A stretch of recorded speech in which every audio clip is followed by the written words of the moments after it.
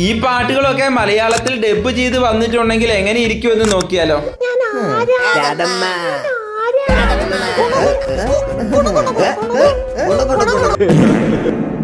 നാലാമതായിട്ട് വേൾഡ് മുഴുവൻ വൈറലായ നമ്മൾ പണ്ട് മുതലേ ഒത്തിരി കേട്ടിട്ടുള്ള ഈ സോങ്.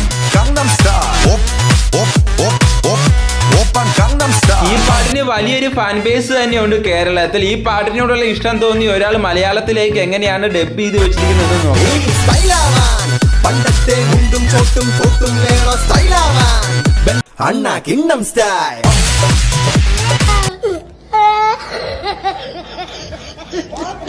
മൂന്നാമതായിട്ട് റെട്രോ സിനിമയിൽ വരുന്ന സൂര്യയുടെ കണിമ സോങ്.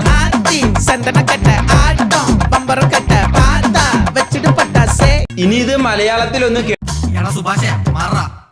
കൈകൾ തഴുത്തു കുത്തി കൈയാൽ പമ്പരം ചുറ്റി കൈകൾ തലയിൽ വെച്ചാട്ടെ.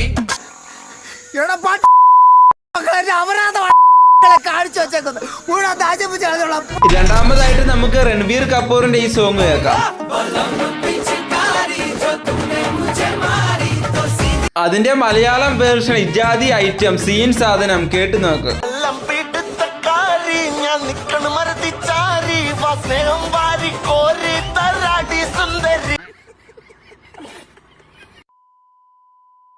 ഒന്നാമതായിട്ട് GV പ്രകാശിന്റെ മ്യൂസിക്കിൽ യൂത്ത് സിനിമയിൽ വന്ന ഈ സോങ്.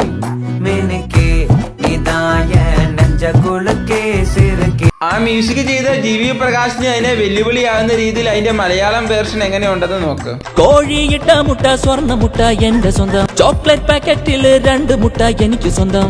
അയ്യോ അയ്യോ